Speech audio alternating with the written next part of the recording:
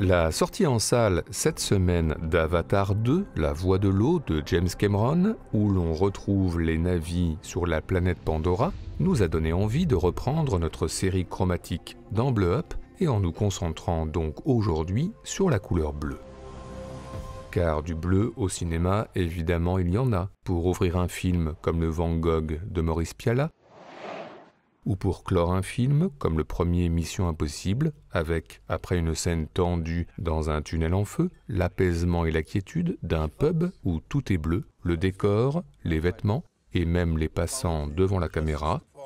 Bref, du bleu au cinéma, en veux-tu, en voilà, de quoi bien évidemment faire un petit point sur la question.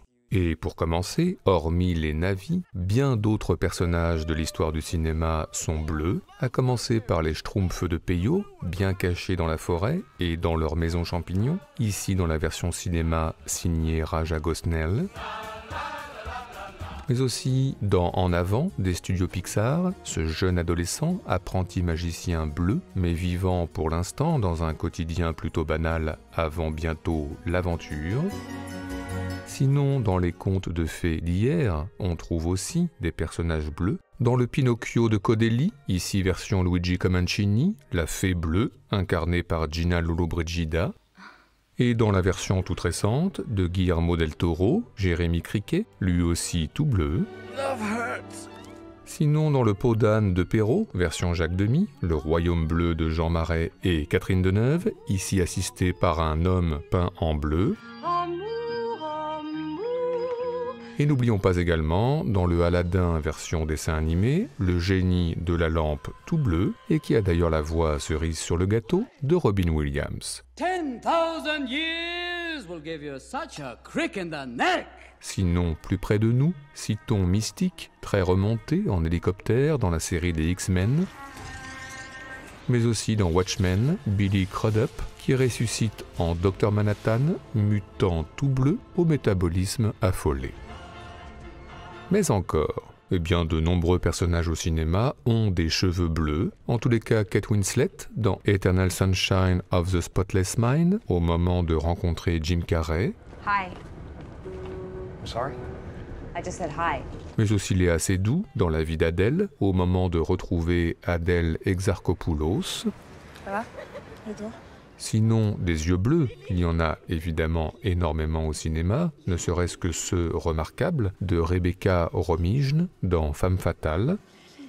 Mais certains sont plus bleus encore que les autres, c'est le cas des yeux des Fremen dans Dune, ici version Denis Villeneuve, ou c'est le cas d'Alexis Bledel, yeux bleus dans Un monde en noir et blanc, pour peu de temps encore, dans Sin City. Love you too, Mom. Enfin, des langues bleues, on en trouve aussi au cinéma, en tous les cas celle de Benoît Poelvoorde, qui a triché dans Astérix aux Jeux Olympiques, ou la langue bleue de Romy Schneider, dans les visions déformées par la jalousie de Serge Reggiani, dans le film inachevé d'Henri-Georges Clouzot, L'Enfer. Sinon, n'oublions pas le immortel d'Enki Bilal, où presque tout est bleu, l'eau du bain, les cheveux de Linda Hardy, et même ses larmes. Mais encore, eh bien le bleu, le plus souvent, est signifiant et symbolise tout d'abord, de façon assez évidente, le spleen, la tristesse, la dépression. C'est notamment ce que décrit Vice Versa des studios Pixar, encore eux, avec ce personnage tout bleu et tout triste qui infuse, déteint sur la fiction. Et cette teinte bleue invasive, on la retrouve dans nombre de films, par exemple dans Diva de Jean-Jacques Benex, avec Frédéric Andréi, seul chez lui, réécoutant en boucle son enregistrement interdit. Du bleu à l'âme, qui renvoie aussi à Virgin Suicides de Sofia Coppola, et à cette séquence bleue au petit matin qui n'annonce rien de bon. Tout comme, plus marqué encore, la détresse bleue de Xavier Dolan dans Les Amours imaginaires, dans les bras d'un amant, au rythme des suites au violoncelle de Bach. Un mal-être bleuté qui nous fait aussi penser à cette scène éprouvante du Possession d'Andrei Zulawski, avec une Isabelle Adjani en perdition dans le métro berlinois, et ce bleu insidieux qui déteint, se répand et envahit tout comme une maladie. Dans le même ordre d'idées, le bleu, couleur très froide, très clinique, accompagne souvent des personnages dans des lieux de soins, par exemple David Bowie dans Les Prédateurs, au moment de se faire soigner à la clinique de Susan Sarandon, mais aussi Matthew Modine dans Birdie, seul dans sa chambre d'hôpital bleue, perdu dans ses pensées et dans ses envies d'ailleurs. Une scène qui nous fait penser à cette autre séquence saisissante, la fin du trafic de Steven Soderbergh, où la fille de Michael Douglas, Junkie, est elle aussi noyée dans un bleu glacial qui dit l'infusion et l'addiction. Et puis, conséquence logique, la mort au cinéma est souvent signifiée par le bleu, un bleu froid glacial, celui de l'océan à la fin de Titanic, qui commence à gagner les corps et les visages, ou le bleu morgue dans le dernier film de Jean-Pierre Melville, Un flic, où là aussi tout est bleu morbide, les murs, les vêtements, les visages et les yeux quasi vitreux d'Alain Delon. Mais encore, eh bien la nuit, qui est quasi toujours représentée au cinéma en bleu, par exemple dans cette scène de Mad Max Fury Road, avec ce bolide lancé à grande vitesse dans le bleu, et puis à l'intérieur du véhicule, un espace divisé en deux teintes. Du coup, tout ce qui a trait à la nuit est bleu au cinéma, à commencer par les boîtes de nuit, que ce soit à Londres dans Closer, à Barcelone dans Beautiful, à New York dans La 25e heure, ou à Phnom Penh dans Diamond Island. Et puis les boîtes gays, elles aussi, ont souvent au cinéma des teintes bleues, en tous les cas celles que découvre Al Pacino dans le Cruising de William Friedkin, ou encore celles que découvre cette future victime d'un tueur en série en ouverture d'un couteau dans le cœur de Yann Gonzalez. Sinon, toujours dans un registre nocturne, citons les spectacles ou pièces de théâtre, souvent bleues au cinéma, un fond bleu pour cette représentation d'un tramway nommé Désir qui bouleverse Cecilia Ross dans Tout sur ma mère, ou une ambiance encore plus bleue dans cette pièce de théâtre d'avant-garde qui bouleverse un peu moins Christopher Walken dans The King of New York.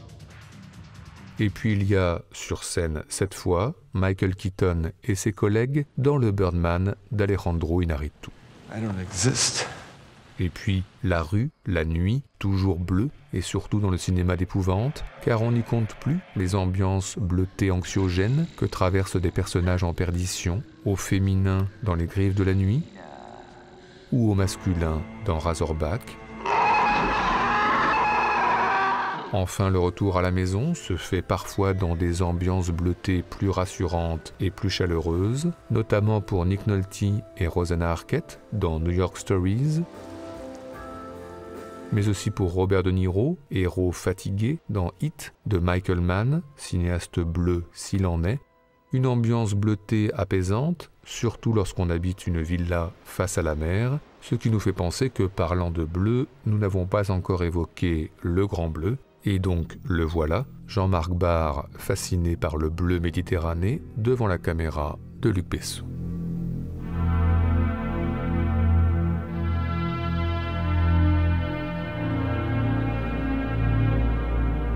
Bref, des touches de bleu au cinéma, il y en a partout. Le mobilier de la Villa Malaparte, dans Le Mépris de Godard, ou la nappe de table dans Au loin s'en vont les nuages de Kaurismäki, les murs bleus dans La Chambre bleue, ou les draps bleus dans Shame, et puis le bleu de la robe d'Emma Stone dans La La Land, et le bleu de la robe d'Alice dans Alice au Pays des Merveilles, le t-shirt bleu ciel de John Mulder Brown dans Deep End, Little Celebration, et le peignoir bleu foncé de Juliette Binoche dans Mauvais sang.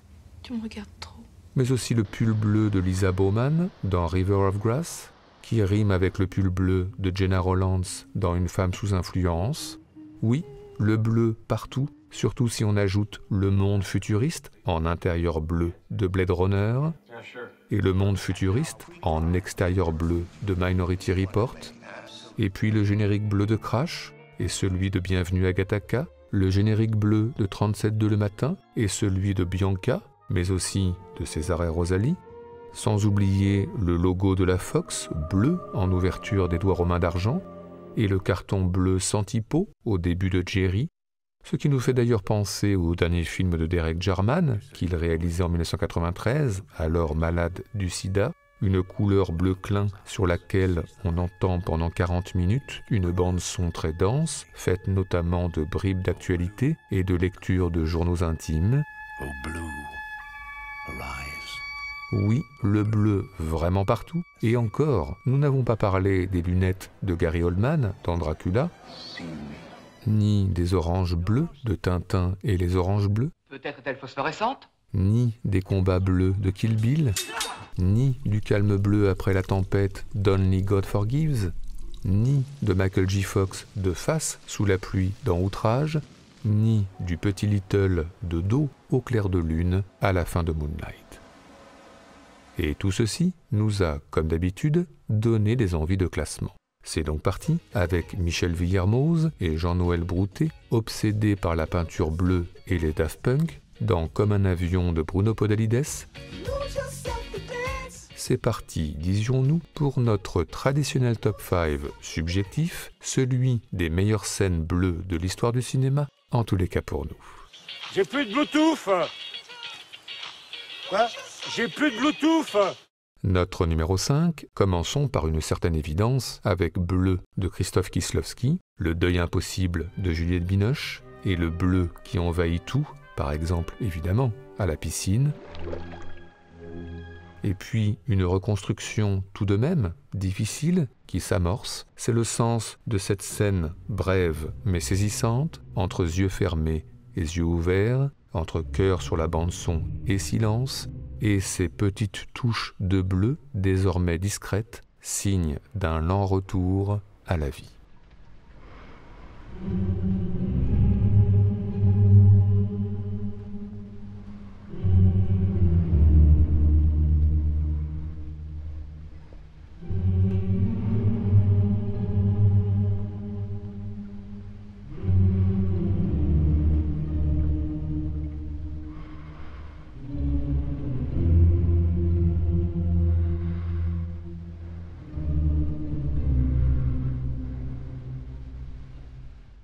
Notre numéro 4 concerne Dario Argento.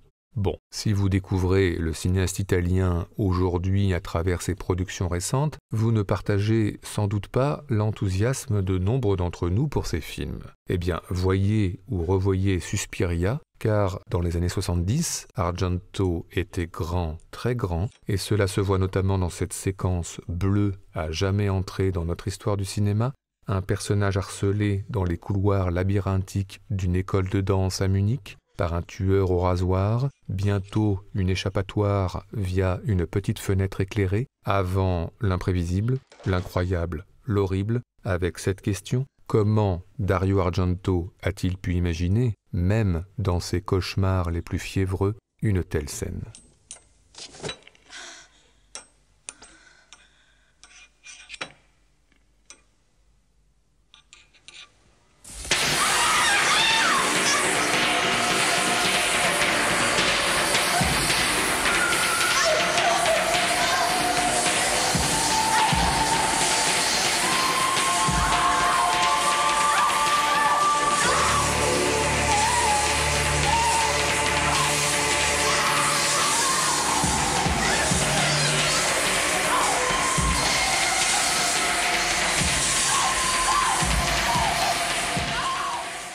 Notre numéro 3, changeons de registre, avec Plaire, aimer et courir vite de Christophe Honoré, tant ce film autour de l'épidémie du sida est traversé par la couleur bleue, diffuse, qui, une nouvelle fois, envahit tout.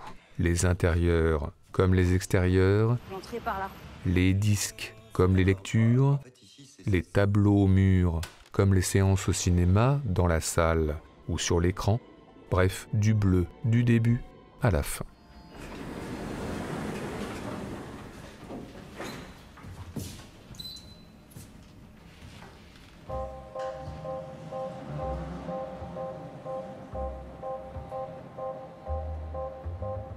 One is the loneliest number that you'll ever do. Two can be as bad as one. It's the loneliest number since the number one.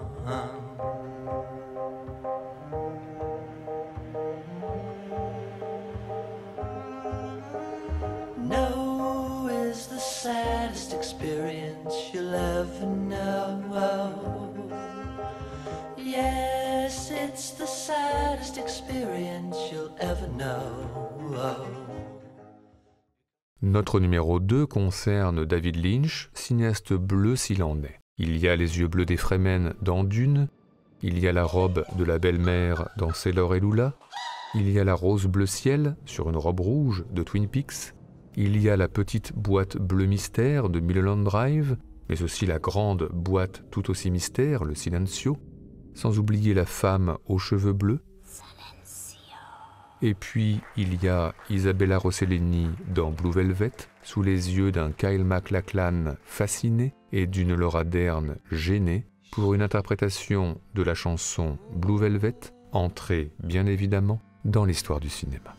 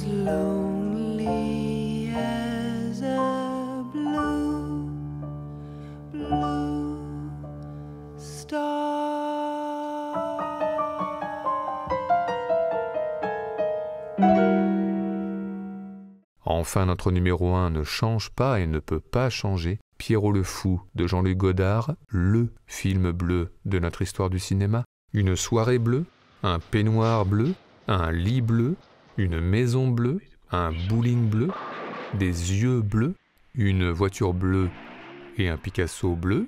Et puis le final, bien sûr, bleu à l'âme, bleu peinture, puis le bleu du ciel, le bleu Méditerranée et le bleu Rimbaud.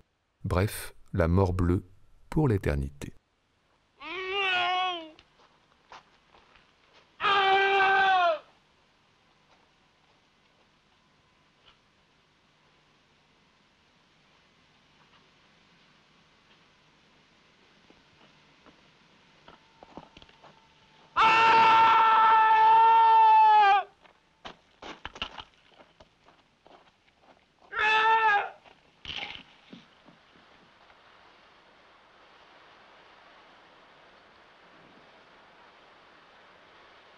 Ce que je voulais dire.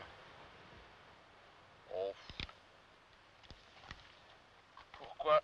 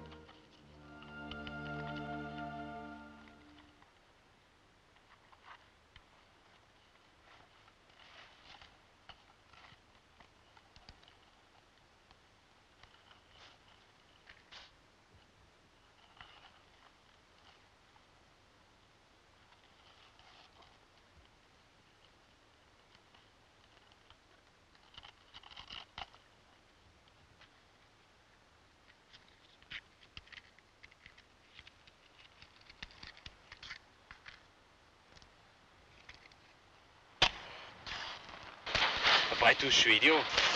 Merde, merde, elle mord pas.